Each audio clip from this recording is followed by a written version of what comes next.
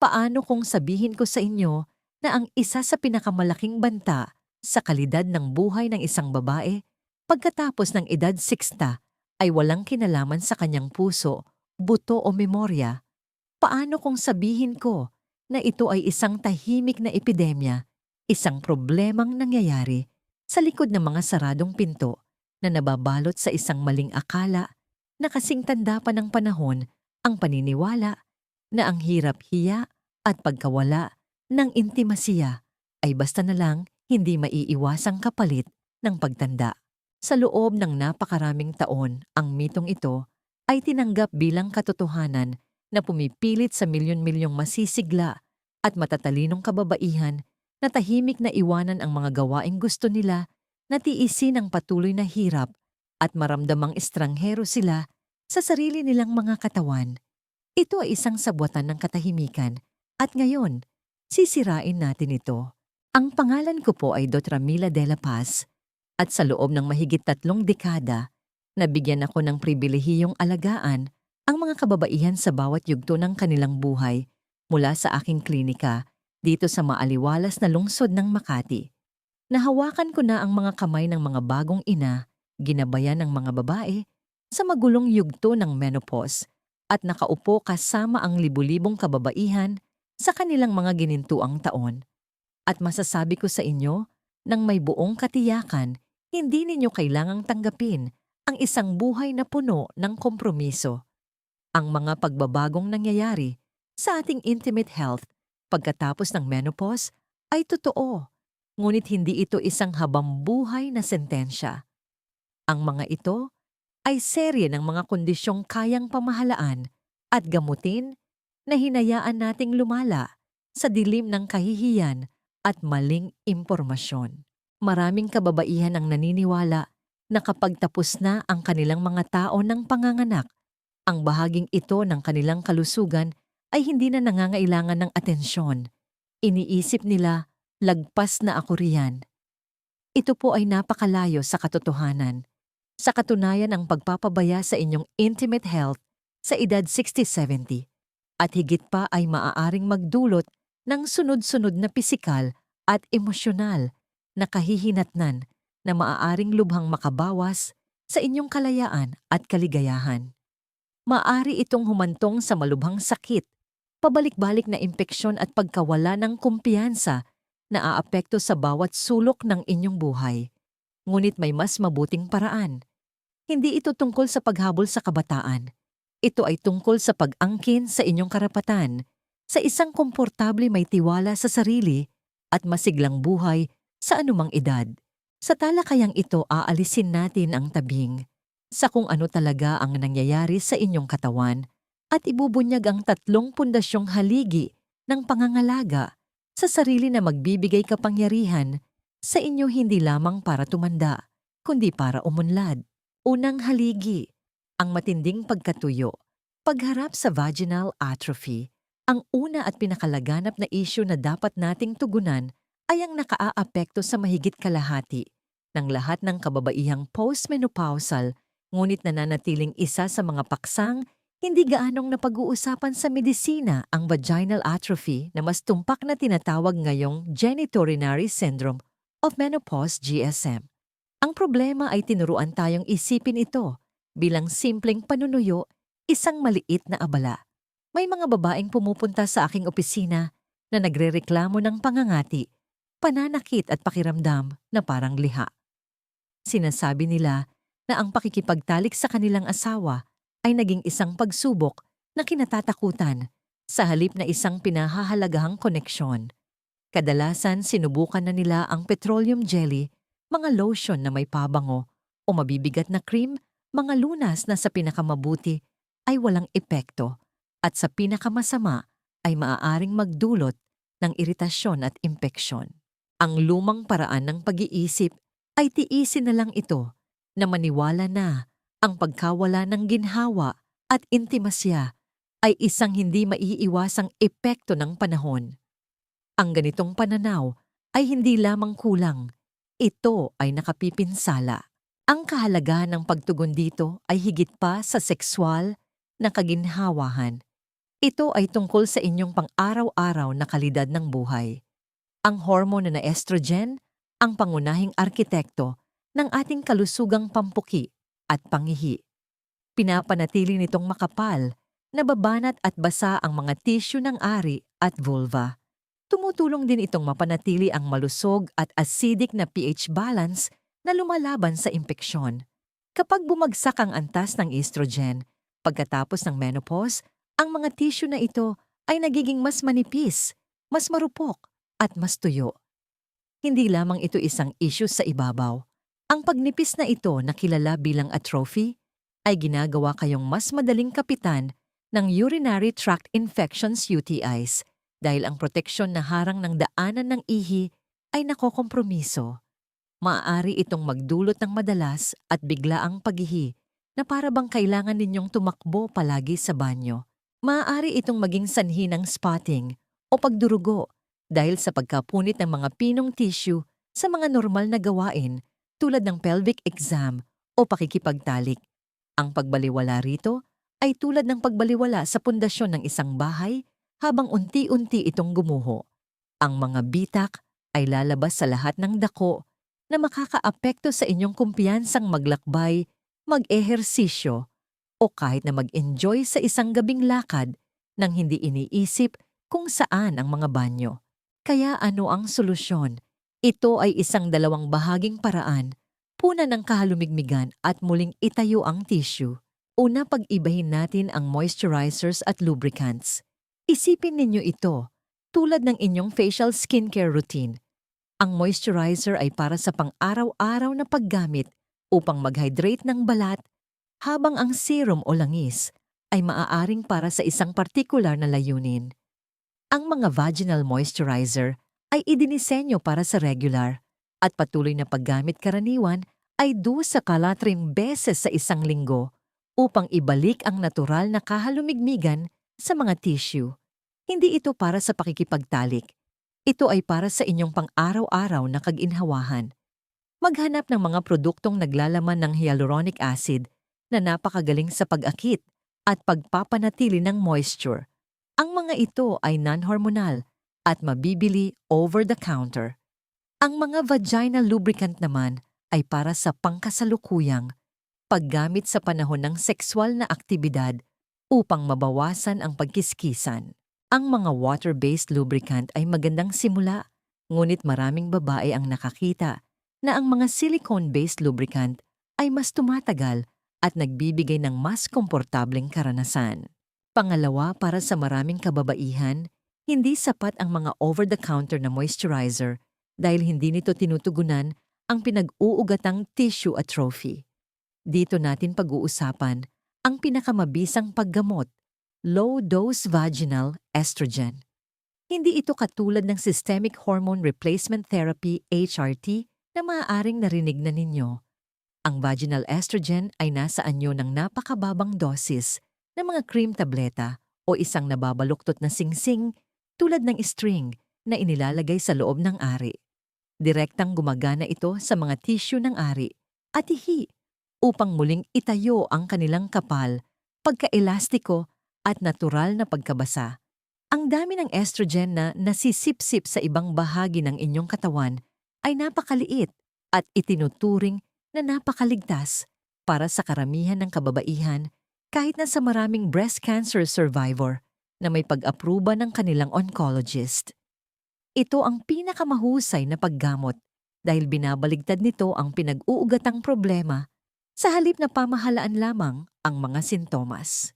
Naalala ko ang isang pasyente, si Aling Carmen, isang 80 taong gulang na retiradong guro mula sa Cebu City. Sila ng kanyang asawa ay 45 taon ng kasal, ngunit ang kanilang pisikal na relasyon ay unti-unting nawala.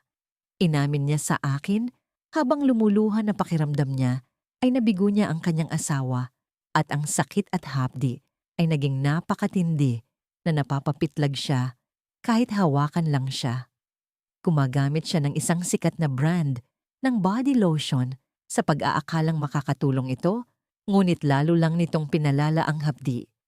Sinimulan namin siya sa isang simpleng regimen, isang hyaluronic acid moisturizer 3 beses sa isang linggo, at isang maliit na vaginal estrogen tablet 2 beses sa isang linggo.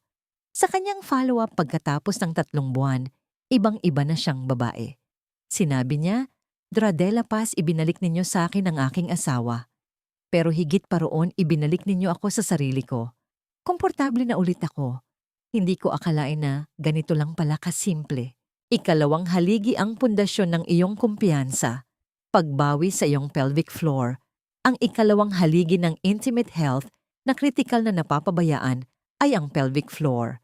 Madalas natin itong marinig sa konteksto ng pagbubuntis at panganganak, ngunit lalo itong nagiging mahalaga habang tayo ay tumatanda. Ang problema ay tinatanggap ng milyon-milyong kababaihan ang pagtagas ng ihi bilang normal na bahagi ng buhay. Tumutulo ng kaunti kapag sila ay tumatawa umuubo o bumabahing stress incontinence. Nakakaramdam sila ng biglaan at matinding pagnanasang umihi at minsan ay hindi na umaabot sa banyo urge incontinence.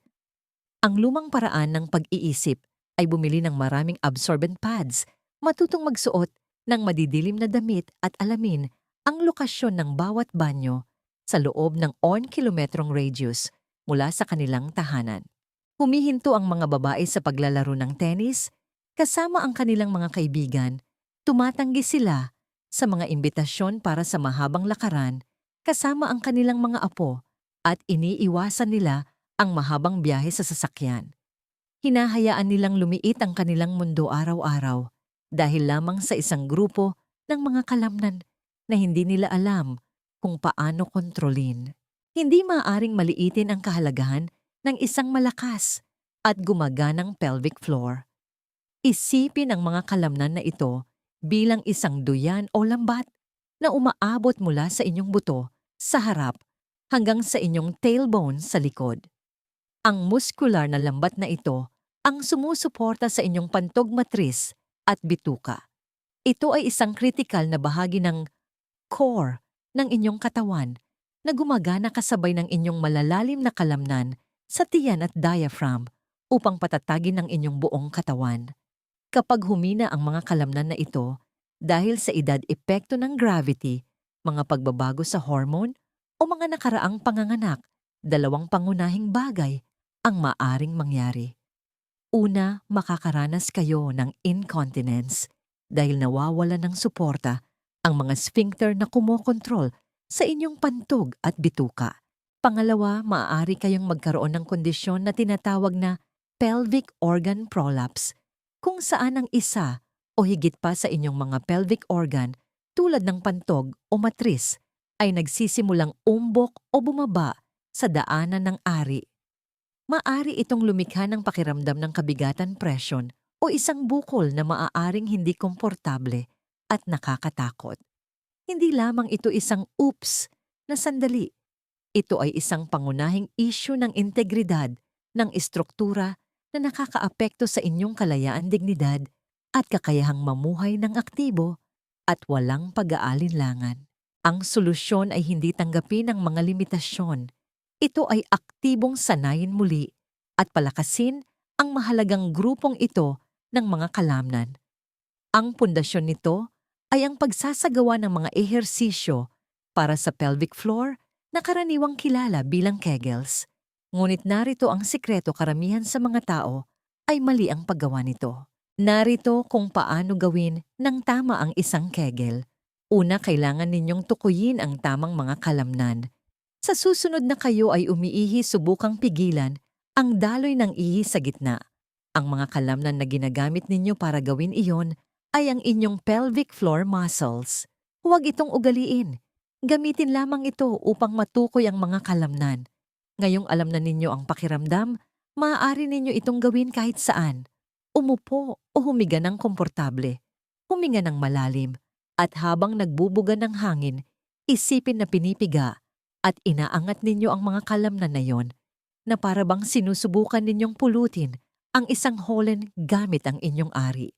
Dapat itong maramdaman bilang isang panloob na piga at angat. Mag-ingat na huwag pigain ang inyong puwit hita o mga kalamnan sa tiyan. Panatilihing normal ang paghinga. Hawakan ang contraction sa loob ng 13 segundo pagkatapos ay ganap na mag-relax sa loob ng 13 segundo. Ang yugto ng pag-relax ay kasing halaga ng contraction. Sikaping makagawa ng isang set ng 10 pag-uulit 3 beses sa isang araw. Ang pagiging pare-pareho ang susi. Hindi ninyo aasahan na lalakas ang inyong biceps sa pamamagitan ng pagbubuhat ng dumbbell 1 beses sa isang buwan at ganoon din sa inyong pelvic floor. Para sa maraming kababaihan, lalo na kung malaki ang kahinaan o kung may prolapse, maaaring hindi sapat ang Kegels lamang. Ang pinakamagandang susunod na hakbang ay humingi sa inyong doktor ng referral sa isang pelvic floor physical therapist. Sila ay mga espesyalistang therapist na maaaring masuri ng maayos ang lakas ng inyong kalamnan at turuan kayo kung paano gamitin ng epektibo ang mga tamang kalamnan. Sila ay napakahalaga. Maaari rin silang magrekomenda ng iba pang mga kagamitan tulad ng weighted vaginal cones o biofeedback devices upang tulungan kayong palakasin ang mga kalamnan ng mas mahusay. Bukod dito ang mga pagsasaayos sa pamumuhay tulad ng pagpapanatili ng malusog na timbang upang mabawasan ang presyon sa pelvic floor at pagkain ng high-fiber diet upang maiwasan ang constipation at pag-iri ay mahahalagang bahagi rin ng solusyon.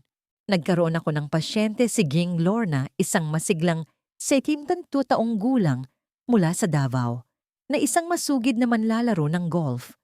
Lumapit siya sa akin dahil kinailangan niyang huminto sa kanyang lingguhang liga ng kababaihan. Tuwing mag-swing siya ng club, tumatagas ang malaking dami ng ihi. Napakahiya nito, kaya tuminto na lamang siya. Pakiramdam niya ay nawala ang isang malaking bahagi ng kanyang buhay, panlipunan at pagkakakilanlan. Sinubukan niyang gawin ng Kegels mula sa isang artikulo sa magasin, ngunit walang nakitang pagbabago. I-refer ko siya sa isang pelvic floor physical therapist. Natuklasan ng therapist na mas ginagamit pala ni Gining Lorna ang kanyang mga kalamnan sa tiyan kaysa sa kanyang pelvic floor. Pagkatapos lamang ng 2 buwan ng mga nakatarget na ehersisyo at pag-aaral ng tamang pamamaraan, bumalik si Gining Lorna sa aking opisina na nagliliwanag ang mukha. Katatapos lang niyang maglaro ng kanyang unang buong OT ng butas sa loob ng mahigit 1 taon nang walang kahit isang tagas. Sabi niya, "Nakuha ko na ulit ang swing ko, Dotra de la Paz. Pakiramdam ko'y malakas na ulit ako." Ikatlong haligi ang maling akala sa kalinisan. Pagprotekta sa iyong delikadong ekosistema. Ang ikatlo at huling haligi na kailangan nating muling itayo ay ang ating pangunahing pag-unawa sa kalinisan ng ari. Sa loob ng maraming henerasyon ang mga kababaihan ay naging target ng marketing na nagtatanim ng takot at hiya tungkol sa kanilang natural na katawan. Ang problema ay isang buong industriya na binuo sa ideya na ang ari ay isang bagay na kailangang agresibong linisin, pabanguhin at isanitize. Ang mga babae ay binentahan ng mga douche, mga pabangong feminine, wash deodorant spray at mga pabangong wipe, lahat ay nangangako ng kasariwaan at kumpiyansa. Ang lumang paraan ng pag-iisip ay kung may amoy pangangati o discharge ang solusyon ay mas masigasig na paghuhugas. Ito marahil ang pinakapanganib na maling akala sa lahat. Ang kahalagahan ng pag-unawa sa tamang kalinisan ay nakasalalay sa isang mahalagang konsepto, ang vaginal microbiome. Ang inyong ari ay hindi isang sterile na kapaligiran. Ito ay isang napakagandang disenyo, isang self-cleaning na ekosistema, tahanan ng bilyon-bilyong kapaki-pakinabang na bakterya, pangunahin mula sa isang pamilyang tinatawag na lactobacilli. Ang mga mabubuting bakteryang ito ay gumagawa ng lactic acid na nagpapanatili sa kapaligiran ng ari sa isang mababa at acidic na pH, karaniwang nasa pagitan ng 3, 8 at 4 wipe. Ang acidity na ito ay isang natural na panangga na ginagawang napakahirap para sa mga masasamang bakterya, yeast at iba pang pathogen na mabuhay at dumami. Kapag gumagamit kayo ng matatapang na sabon douche o anumang produkto na may mga pabango o agresibong detergent, sinisira ninyo ang proteksyon na microbiome na ito. Nini-neutralize ninyo ang acidity at pinapatay ang inyong hukbo ng mabubuting bakterya. Dahil dito, nagiging bukas kayo sa maraming problema, kabilang ang bacterial vaginosis BV na madalas magdulot ng malansang amoy at manipis na discharge at pabalik-balik na yeast infections. Sa mga matatandang babae na mas marupok na ang mga tissue ng ari, ang kemikal na pag-atake na ito ay maaring lumikha ng isang walang katapusang siklo ng iritasyon, infection at hirap. Ang solusyon ay napakasimple, mas kaunti mas mabuti. Ang inyong panloob na daanan ng ari ay hindi nangangailangan ng anumang paglilinis. Nililinis nito ang sarili. Ang inyong routine sa kalinisan ay dapat lamang tumuon sa panlabas na bahagi ng ari, ang vulva. Narito ang tiyak na mga dapat at hindi dapat gawin para sa malusog na kalinisan ng ari. Gawin gumamit lamang ng maligamgam na tubig upang linisin ang inyong vulva. Kung sa tingin ninyo ay kailangan ninyong gumamit ng panlinis, piliin ang pinakamahinahon, pinakamabait, walang pabango at hypoallergenic na produkto na mahahanap ninyo. Ang isang simpleng sabon na walang pabango tulad ng Dove o Cetaphil Cleanser ay mas mabuti kaysa sa anumang produktong ibinebenta bilang feminine wash. Huwag kailanman huwag mag-douche. Ang pag-douche ay parang pagpapasabog ng bomba sa isang mayabong na rainforest. Tinatanggal nito ang lahat ng mabubuting bakterya at maaring itulak pa ang mga masasamang bakterya pataas sa matris. Gawin magsuot ng presko at puting cotton na underwear. Ang mga sintetikong tela, tulad ng nylon at spandex, ay nagkukulong ng init at kahalumigmigan na lumilikha ng perpektong lugar para sa pagdami ng yeast at masasamang bakterya. Itabi ang magagarang lingerie para sa mga espesyal na okasyon. Huwag gumamit ng mga pad tampon o toilet paper na may pabango.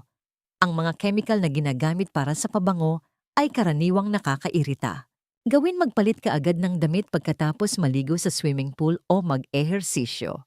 Huwag manatili ng matagal sa isang hot tub. Gawin laging magpunas mula sa harap, patungo sa likod, pagkatapos gumamit ng banyo upang maiwasan ang paglipat ng bakterya mula sa tumbong, patungo sa ari at daanan ng ihi. Naiisip ko si Nanay Teresita, isang 72 taong gulang na retiradong librarian mula sa Baguio City na lumapit sa akin na halos sumusuko na. Sa loob ng 2 taon, nakikipaglaban siya sa pabalik-balik na bacterial vaginosis. Umiinom siya ng sunod-sunod na antibiotics na nagpapagaling dito sa loob ng 1 linggo o 2 para lamang bumalik ito. Hiyang-hiya siya sa amoy at naging mailap sa tao. Nang tanungin ko siya tungkol sa kanyang mga gawi, sa kalinisan, sinabi niyang nagdudush siya araw-araw gamit ang isang sikat na produkto sa botika kumbinsido na hindi siya sapat na malinis. Nagulat siya nang sabihin ko sa kanya na siya mismo ang sanhi ng problemang sinusubukan niyang ayusin. Itinigil namin kaagad ang pag-douche at sinimulan siya sa isang simpleng tubig lamang na routine sa paglilinis.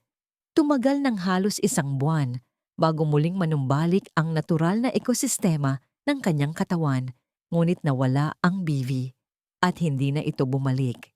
Umiyak siya sa ginhawa hindi lamang dahil nawala ang impeksyon, kundi dahil sa wakas ay naunawaan niyang hindi sira ang kanyang katawan. Inaatake lamang ito ng kanyang sariling mga pagsisikap na may mabuting hangarin. Ang iyong katawan, iyong tagapagtanggol, iyong kinabukasan. Habang tinatapos natin ang ating pag-uusap, gusto kong huminga kayo ng malalim at hayaang tumatak sa inyong isipan ang mga katotohanan ito. Sa loob ng mahabang panahon, maaaring pinaniwala kayo na ang inyong katawan, pagkatapos ng edad 60, ay nasa isang estado ng hindi maiiwasang paghina. Ngayon, pinalitan natin ang mitong yon ng isang bago at may kapangyarihang katotohanan. Nakita natin na ang hirap sa ari ay hindi isang habambuhay na sentensya, kundi isang problemang may solusyon.